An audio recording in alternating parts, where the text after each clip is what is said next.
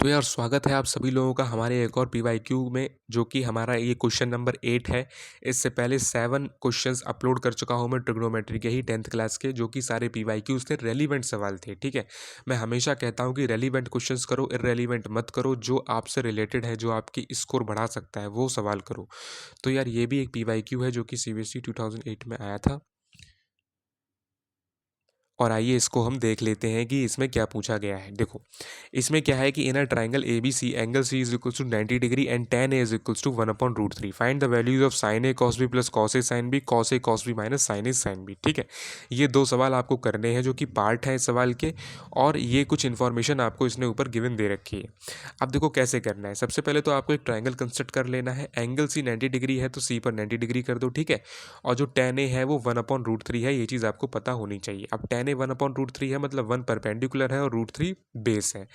इन दोनों की मदद से हम हाइपोटेनस इजीली निकाल सकते हैं with the help of Pythagoras theorem. तो हाइपोटेनस कितनी आ गई? 2।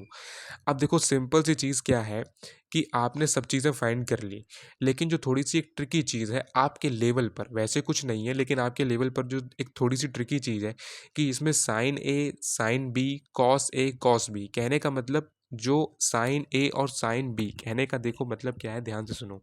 साइन और कॉस के बाद जो भी चीज़ लिखी होती है वो उनके एंगल होते हैं। जैसे साइन ए मतलब एंगल क्या है? ए। जैसे साइन बी तो एंगल क्या है? बी। ठीक है, तो यहाँ पर आपको क्या बोला गया है, यहाँ पर आपके पास सवाल में साइन ए भी है, कॉस ए भी है, जो कि आप इजीली निकाल सकते हो। ठीक है, लेकिन साइन बी और कॉस बी कैसे निकालेंगे वो मैं अभी आपको बताता हूँ। ठीक है, हालांकि कई सारे बच्चे पहले से सीख के आए होंगे, लेकिन जो इस चीज़ में कंफ्यूज रहते हैं वो अब कंफ्यूजन पैदा ना होने दें, क्योंकि जो अगला सवाल आएगा 9th क्वेश्चन, वो भी इसी तरह का है। तो अगर आप ये अच्छे से देख लोगे ना, तो वो आप खुद से करने की कोशिश करना, इजीली कर लोगे। और इस तरह के सवाल भाई बहुत सिंपल होते हैं, आते ही आते हैं, तो आओ देख लेते हैं। जैसे अगर तुम्हें साइन ए फाइंड करना है, देखो सबसे पहले मैं पार्ट सॉल्व नहीं कर रहा हूँ। सबसे पहले तो मैं सारी इन्फॉर्मेशन लिख लूंगा, sign A cos A sine B cos B, इन सबकी वैल्यू लिख लूंगा। एक बार ये वैल्यू आ गई फिर तो बस वैल्यू पुट करके सॉल्व करना होगा और कुछ नहीं। तो सबसे पहले आप भी ऐसे ही किया करो कि सब जो भी चीज़ इस तरह की आए उन सबकी पहले वैल्यूज़ निकाल के एक जगह लिख लो, फिर तो बस सवाल में पुट करनी है और क्या है। ठीक है, अब देखो जैसे अगर तुम्हें साइन ए निकालना है तो सिंपल सी चीज़ है, परपेंडिकुलर अपॉन हाइपोटेनस करोगे। साइन ए का मतलब है कि इस बार जो एंगल है वो ए है, तो भाई ये तुम ट्राइंगल ध्यान से देखो, इसमें जो एंगल ए है, ए के जस्ट अपोजिट वाली जो साइड होती है वो होती है perpendicular, that is B C. Figure को ध्यान से देखो तभी बात समझ में आएगी। एंगल क्या है? ए, यानी सब चीज़ हमें ए के रेस्पेक्ट में चाहिए, तो ए के जस्ट अपोजिट वाली साइड ही परपेंडिकुलर है, जो कि कौन सी है? B C. तो परपेंडिकुलर क्या हो गई? 1। और हाइपोटेनस तो तुम जानते ही हो सबसे बड़ी होती है, बाकी जो बचे वो बेस। ठीक, तीनों साइड्स कैसे आइडेंटिफाई करनी है समझ में आ गया। तो सबसे बड़ी कौन सी दिख रही है? 2, यानी हाइपोटेनस यानी ए बी, तो वो हो गई 2। अब बात करते हैं, देखो कॉस ए की वैल्यू कैसे लिखोगे? तो कॉस ए होता है बेस अपॉन हाइपोटेनस, तो इसमें भी तुम्हें क्या करना है कि एंगल ए के रेस्पेक्ट में ही बात करनी है। ठीक है, अब तुम्हें पता है कि ए के जस्ट अपोजिट तो परपेंडिकुलर हो गई यानी बी सी, जो कि 1 है। सबसे लंबी वाली हो गई हाइपोटेनस यानी ए बी, जो कि जिसकी लेंथ 2 है। तो बची कौन? ए सी, जो कि क्या है? बेस। तो बेस की जगह क्या आ गया? √3, और सबसे बड़ी हाइपोटेनस है ही तो √3/2। ये तो तुम इजिली निकाल सकते हो। अब मैं तुम्हें डायरेक्ट भी ये बात बता सकता था, जैसे तुम पहले निकालते हुए आए थे ऐसे ही, वो तो सिंपल चीज़ थी। लेकिन मैंने तुम्हें ये चीज़ पूरी क्यों बताई कि जो भी एंगल है उसके अपोजिट वाली साइड परपेंडिकुलर होती है, सबसे लंबी हाइपोटेनस, फिर जो बचे वो बेस। क्योंकि अब तुम जब बी निकालोगे ना, अब जब तुम बी के रेस्पेक्ट में ये चीज़ें फाइंड करोगे, ये ट्रिग्नोमेट्रिक रेशियोज फाइंड करोगे, तो तुम्हें प्रॉब्लम ना हो।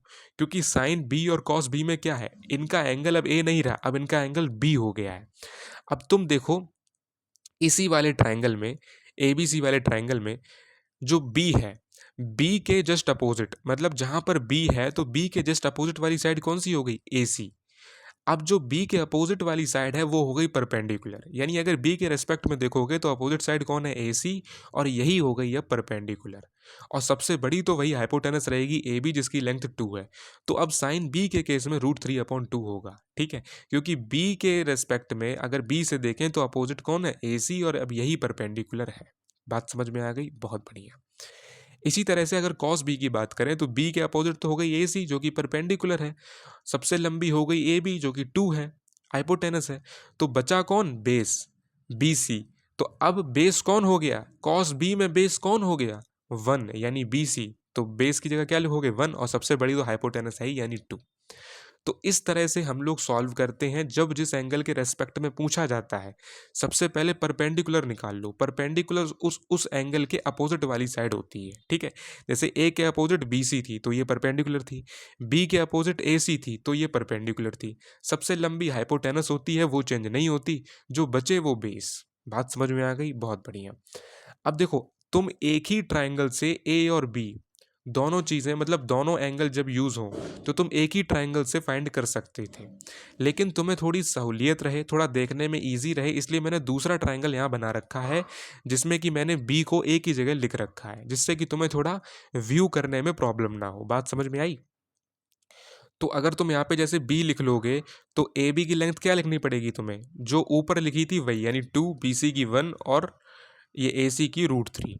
तो तुम्हें देखने में प्रॉब्लम ना हो इसलिए मैंने ये दूसरा ट्रायंगल बनाया है। अगर तुम्हें पहले वाले ट्रायंगल से ही दोनों एंगल निकालने आ गए तो ज़्यादा बेटर है, ठीक है। एक ही ट्रायंगल से दोनों ही एंगल निकालने आने चाहिए।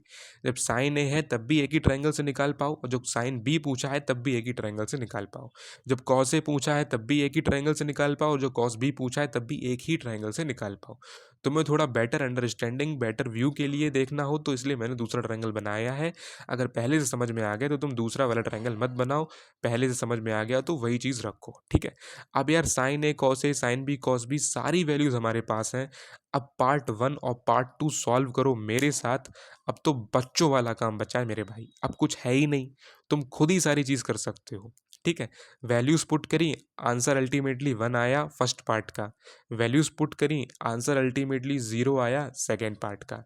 जो मेन चीज़ थी वो क्या थी कि जब साइन बी और कॉस बी हो तब इनकी वैल्यूज़ क्या होंगी, वो चीज़ निकालना मेन था, जो कि तुम्हें आना चाहिए।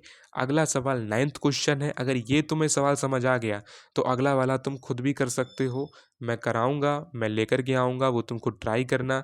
सीबीएसई 2008 का क्वेश्चन है, प्रीवियस ईयर क्वेश्चन है, ये मत सोचो इतना पुराना क्वेश्चन है। इसी शक्ल के सवाल आते हैं, हालांकि ये सवाल कभी रिपीट नहीं हुआ, लेकिन इसी तरह के सवाल हर साल आते हैं। पूरा कॉन्सेप्ट, फॉर्मूला, हर चीज़ जो मैंने बताई वो सब लगता ही लगता है, ठीक है।